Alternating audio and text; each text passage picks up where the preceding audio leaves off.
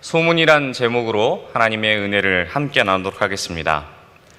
특세를 시작한 지 벌써 오늘째로 13일이 되었습니다. 말씀을 살펴보기 앞서서 저는 이것을 다시 한번 생각하게 됐습니다. 정말 나는 큰 은혜를 누리고 있는가? 라는 생각이 먼저 들었고요. 그리고 이 말씀 가운데 나는 첫째 아들인가? 혹은 둘째 아들인가? 라는 부분을 많이 고민하게 되었습니다. 그리고 담임 목사님께서 말씀을 통하여서 계속적으로 강조하신 바 여기 계신 성도님들은 대부분의 첫째 아들이라는 사실을 믿어 의심치 않고요. 왜냐하면 둘째 아들이면 교회에 오지 않기 때문에 그렇습니다. 그래서 우리가 이것을 생각할 때에 여전히 나는 어떠한 유형으로든지 하나님을 사랑하고 있지만 그 사랑 안에서 그것을 충분히 누리고 있지 못한가? 혹은 불평과 불만이 계속적으로 있지 않은가라는 생각이 듣게 되었습니다. 그래서 어떠한 마음 가운데 문득 이 인물이 생각났습니다.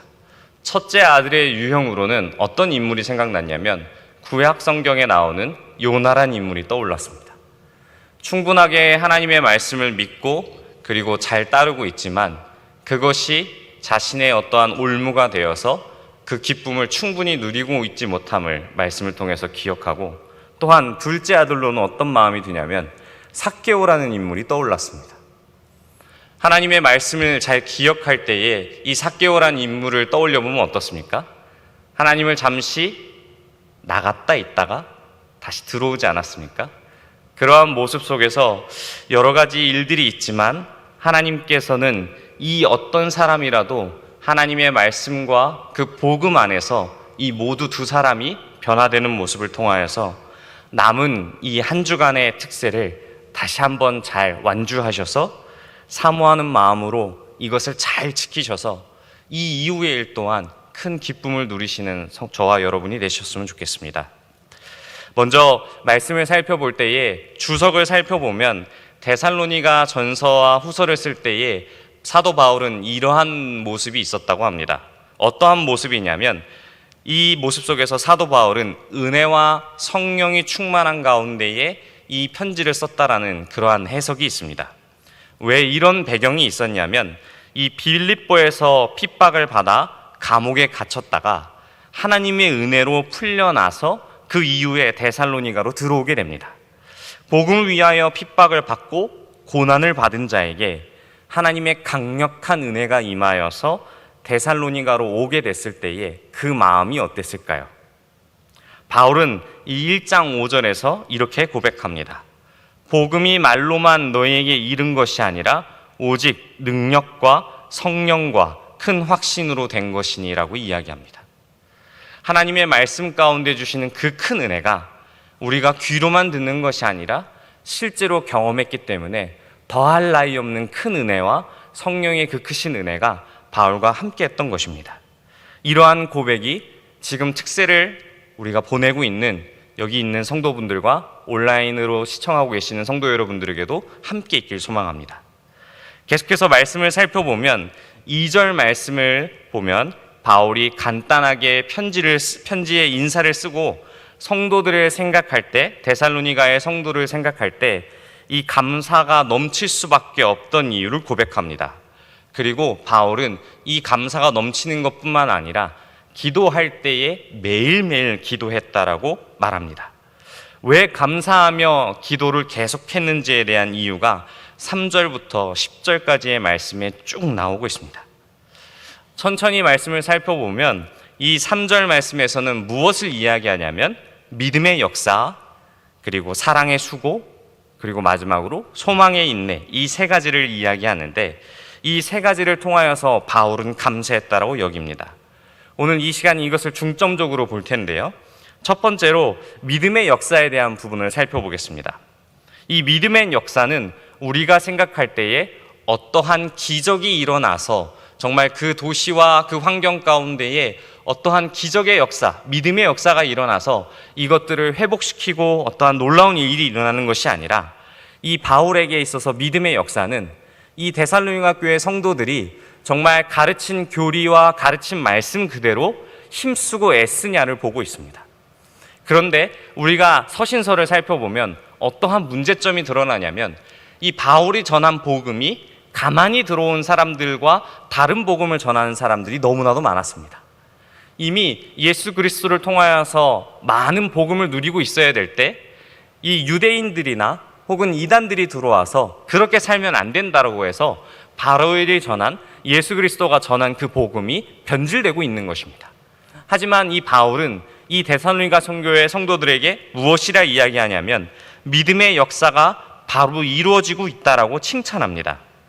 그래서 이러한 것을 바울은 멀리 있는 나에게도 그것이 소문으로 들릴 정도니까 이것이 너무나도 감사한 일이라고 고백하고 있는 것입니다. 우리 역시도 마찬가지입니다. 하나님의 말씀을 듣고 우리가 그 말씀을 정말 진실로 잘 실천하게 될 때에 우리는 그러한 소식을 우리부터 듣는 것이 아니라 다른 이웃들로부터 듣게 될 것입니다. 우리 교회를 통하여서 하나님의 은혜로 분립개척한 교회들이 있지 않습니까? 또한 그 교회가 하나님의 말씀을 잘 전하고 또한 그 말씀대로 살아간다는 소식을 들을 때에 우리는 그 분립개척한 교회를 향하여서 너무나도 기뻐하며 감사함으로 그 교회를 향해서 늘 기도할 것입니다. 또한 우리 교회 역시 마찬가지일 것입니다. 안산 동산교회가 우리 교회를 분립개척하면서 엄청난 많은 성도들의 기도를 통하여서 잉태되지 않았습니까? 물론 그 이전에 있어서 하나님의 말씀과 예수 그리스도의 가르침을 그대로 따라했기 때문에 이 역사는 이루어질 수 있는 것입니다. 우리 두 번째로 살펴볼 것은 소망의 인내입니다. 예수님께서 말씀하신 대로 끝까지 견디는 자는 구원을 받을 것이라고 예수님은 말씀하셨습니다. 사도행전 17장을 살펴보면 바울이 데살로니가 교회에 있을 때도 극심한 고통을 겪는데 이 이상의 소란이 일어나지 않겠다라는 약속으로 그들은 보석금을 내야 했습니다. 그들이 그리스도께 헌신하기로 결심했기 때문에 그의 재산과 그의 일정 금액이 몰수당하거나 소득을 잃었을 경우에도 다른 성도들은 이 모든 것을 참고 인내하며 그들의 필요를 채우기 위해 일을 할 수밖에 없었습니다. 뿐만 아닙니다. 데살로니가 후서 1장 4절을 보면 환난을 통해 더욱 이 인내는 급격하게 드러납니다. 바울은 이런 고통 가운데 있는 교인들을 향하여서 성도들을 향하여서 기도하는데 바울이 이러한 마음을 미리 편지 안에 쓸 수 있었던 이유가 무엇이냐면 앞으로 이러한 일이 일어날 줄 미리 알았기 때문입니다. 우리가 말씀 가운데에 여러 가지 이야기들을 주고받습니다.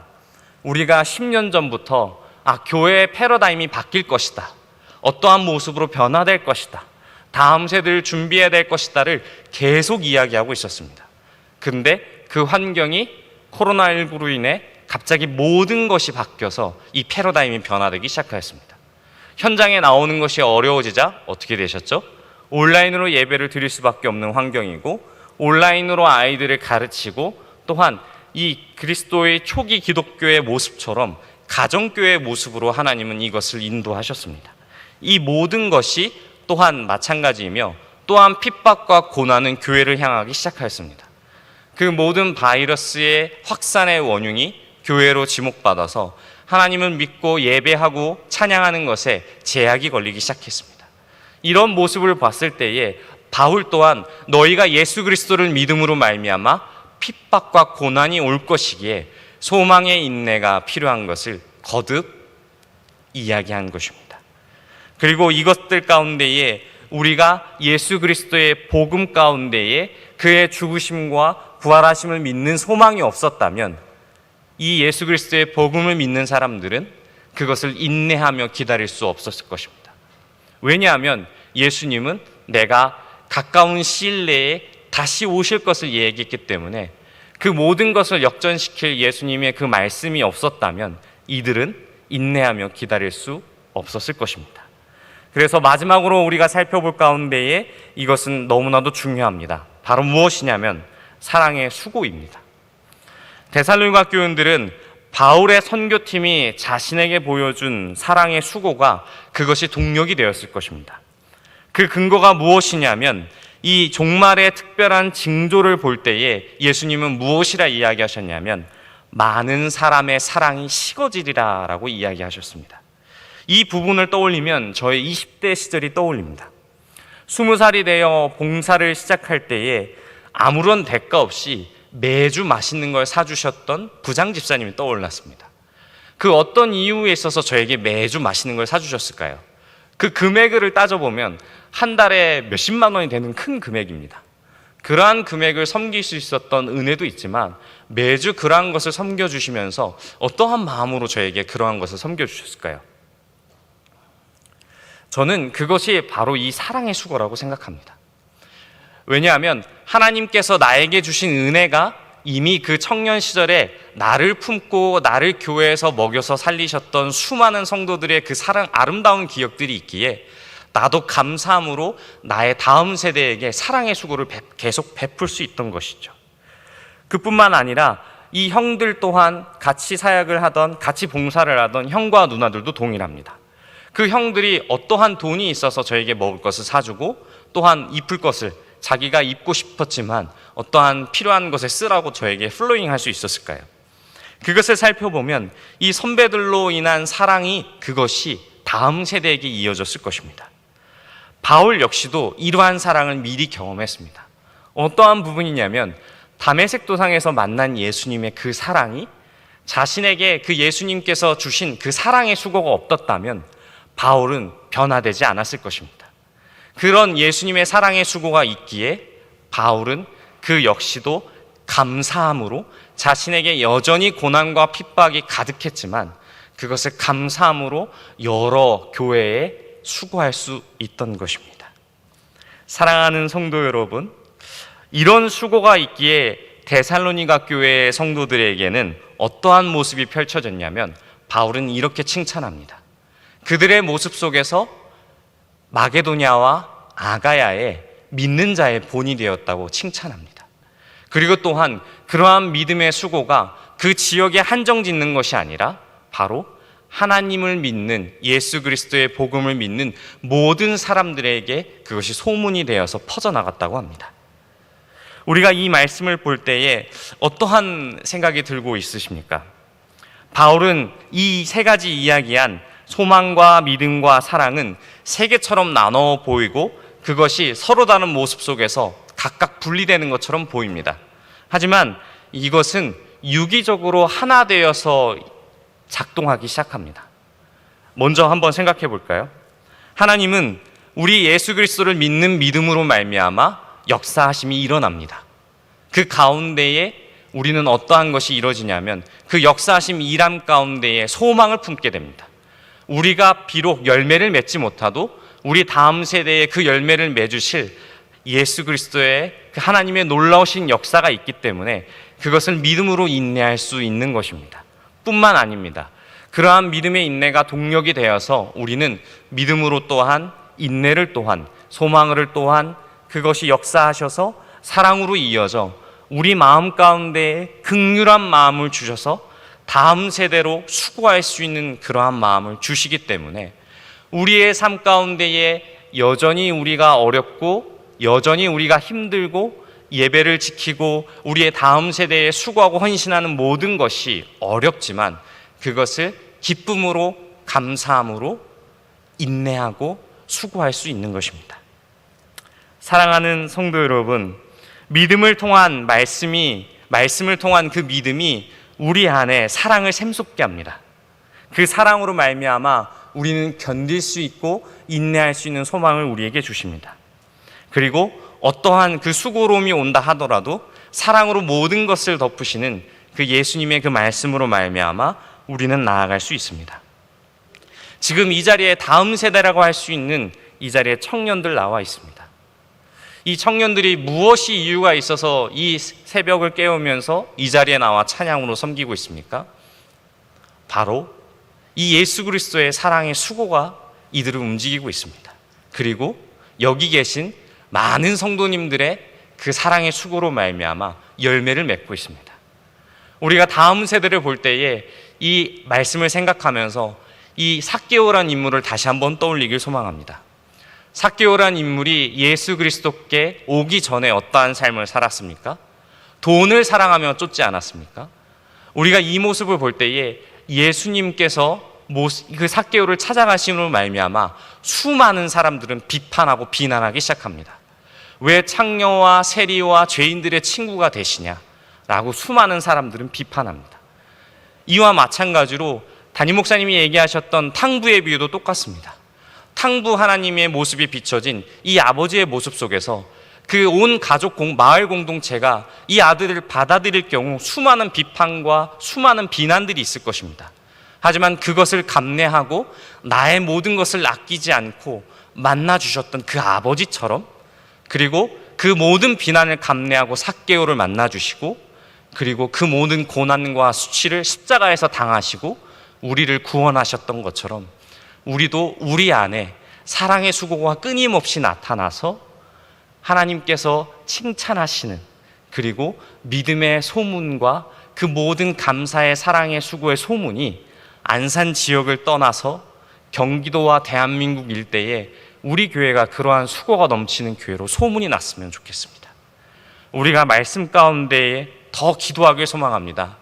우리 안에서 이런 것이 식어지지 않았으면 좋겠습니다. 그 시작은 무엇이 될 것이냐면 아마 이 강단을 빼곡히 채우는 기도로서 시작될 것입니다. 하나님의 말씀을 듣는 예배로서 시작될 것이고요. 그 모든 것이 이 자리에 나와 예배하고 있는 다음 세대를 위한 모습으로서 우리는 행위가 바뀌어야 됩니다. 말씀을 들으셨습니까? 그 가운데 믿음의 역사가 일어나고 소망의 인내로서 우리는 사랑의 수고로 이어질 것입니다.